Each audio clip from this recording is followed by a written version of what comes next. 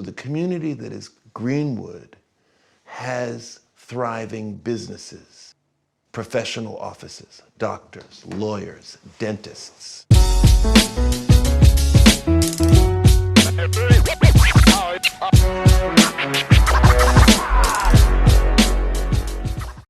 We are coming to the end of Black History Month, and what better way to end it than to talk about the Greenwood District in Tulsa, Oklahoma, famously known as Black Wall Street. This was something I wish I could have learned in the K-12 schools because it showed me we are capable of creating a thriving community. If you learn history in most public schools, they most of the time show Black people as inferior or always struggling to just get half of what white Americans could get. So hearing about this community that had a lot of wealthy Black people in the early 1900s, even when Jim Crow was around, impressed me even more. Now, I know during that time there were other thriving African American communities like Bronzeville in Chicago, Sweet Auburn in Atlanta, and Ferris Street in Jackson, Mississippi, to name a few. However, the Greenwood District in Tulsa is probably the most well known because it was the most wealthy Black community at the time, and also for what happened to the place, which we'll talk about later.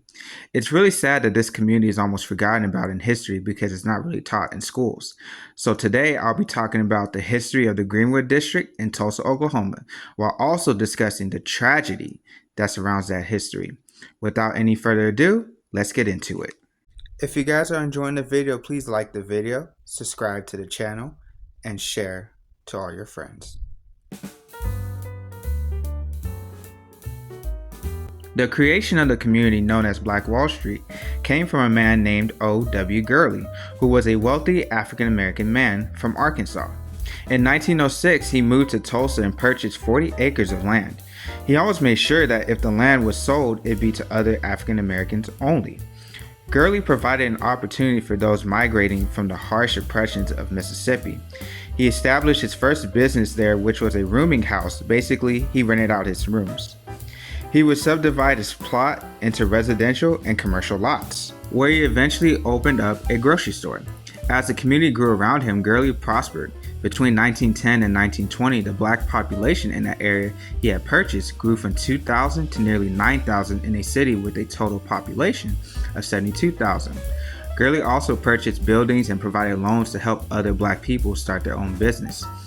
Gurley caught a lot of Black entrepreneurs' attention and Black people in general going to his town looking for opportunities of wealth and success. Gurley was committed to develop a community where Black people could succeed, and he did just that. What helped Greenwood build their success was the oil boom in Tulsa, which allowed white Tulsans to hire Black people from Greenwood as domestics. Also, segregation helped where white people wouldn't sell to Black people in their community, so Black people would go to Greenwood and spend money into that community. With the Greenwood District thriving, it led to Booker T. Washington calling Greenwood Negro Wall Street, or most famously, Black Wall Street.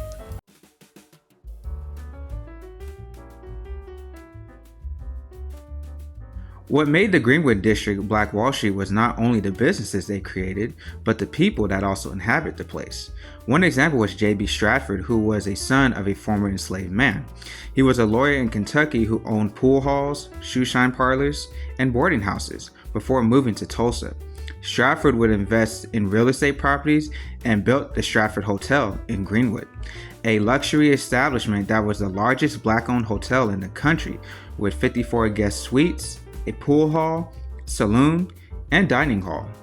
They also had someone like Simon Berry, a pilot, started his own taxi service with a Model T Ford, then expanded his operations to include a bus line and later a charter plane for oil men. It also added people like A.C. Jackson, who was considered one of the best surgeons in the country. He and 16 other doctors would serve the medical needs of Greenwood. It would lead to Greenwood having its own hospital. They also had people like Lala and John Williams, who owned Williams Dreamland Theater, in which it was the first movie house owned by Black people in the city.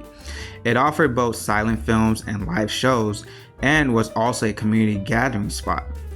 A.J. Smitherman, a journalist and civil rights activist, founded the Tulsa Star, a paper that reported on stories of racial violence and advocated for the rights of African Americans. What really impressed me was the Greenwood District had its own school. In 1913, Booker T. Washington High School opened, hiring Ellis Walker Woods as its principal, who was a college-educated man. This community had it all when it came to being a self-sufficient one. Greenwood residence consisted of 33 black professionals, including 15 physicians and surgeons, 6 real estate, loan, and insurance agents, 4 pharmacists, 3 lawyers, and 2 dentists. 24 skilled craftspersons in the community included 10 tailors, 5 building contractors and painters, and 4 shoemakers. They also had 26 service workers, including 12 barbers, 6 shoe shiners, and 5 clothes cleaning shops. The community had World War I veterans living there, which helped the community in terms of protection. But wait, there's more. Greenwood District contained 108 black-owned businesses, including 41 grocery and meat markets, 30 restaurants, 11 boarding and rooming houses, 9 billiards halls, 2 theaters, and 5 hotels. This seemed like the spot to be. In the evenings, residents had their choice of entertainment. The residents would dress to impress when they were in Greenwood, especially on Thursdays being big because of May's Night Out. It was called that because many black domestic workers were off that day. I forgot to mention, they had their own bank as well. The community literally had everything you needed with it being black owned. This city is what the concept of black excellence looks like. Unfortunately, this wouldn't last.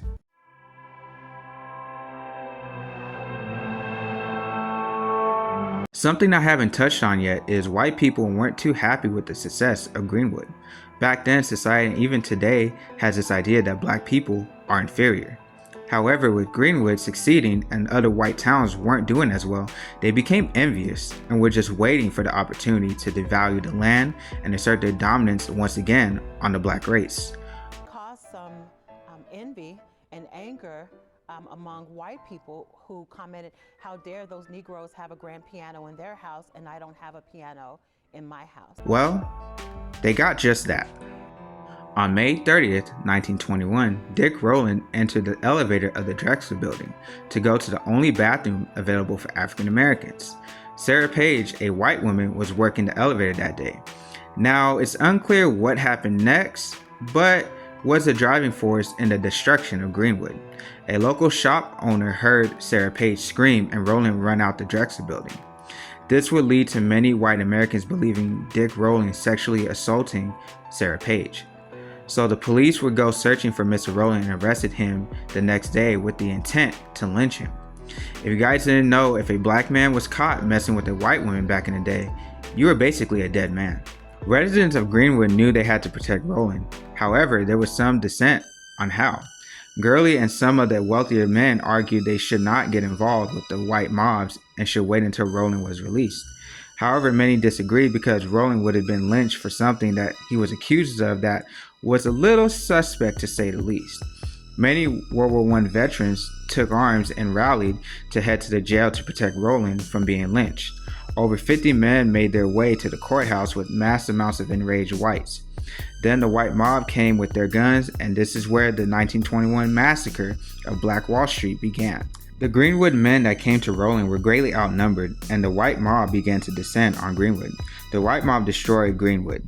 Houses, offices, restaurants, beauty parlors, J.B. Stratford Hotel burnt to the ground. There were reports of airplanes dropping bombs into a building. And he hears planes circling and sees roofs of buildings catching fire. The first time in American history, the airplanes were used to terrorize America was not at 9/11, was not at Pearl Harbor. It was right here in the Greenwood district. During the attack, whites placed a machine gun on a hill and fired into a church, killing people sheltered inside, not including white vigilantes dragging people out of their homes and killing Greenwood residents on site, including the famed surgeon A.C. Jackson. Police and the fire department did nothing and allowed white people to continue murdering, looting, and burning. Martial law was eventually declared and the National Guard was brought in, but it was too late. Over 1,200 homes were destroyed and 35 blocks burned down. 300 plus black people reported dead and 10,000 people would end up homeless. 6,000 Greenwood residents would be arrested and detained for a week. State and federal policymakers and the private sector were quick to call it a race riot. which enabled them to avoid responsibility to help rebuild the district. To label it a riot was likely a pretext that insurance companies used to avoid paying out compensation that property owners were otherwise due. The leaders of the Greenwood district were driven away. To add more insult into injury, no white person that did the murdering, looting, and burning down a town were charged. This was the end of Black Wall Street. That's the end of our Black History Month series. I had a lot of fun making this series and trying to educate you guys on Black history. This is why I celebrate Black History Month, as it ignites me to learn about my history even more. I've heard some people say they don't celebrate Black History Month because Black history is American history. While I don't think they're wrong with Black history should be considered American history, but let me ask you something. Who would teach it?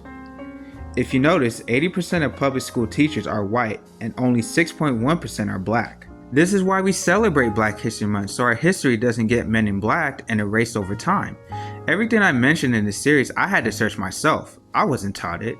Most of the teachers probably don't know about it, and if they do you think you would be lucky to have a teacher teach it to you?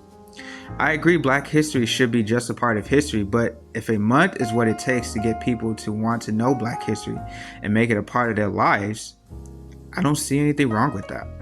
Talking about that was the revolutionary. So we got to understand here the educational program that you have to be able to figure out whether it will go on the right lines, whether people will end up in a situation where they can be able to really control themselves. You understand what I'm saying? With no education, the people that take this local foundation start stealing money because they won't be really educated to why it's the people's thing anyway.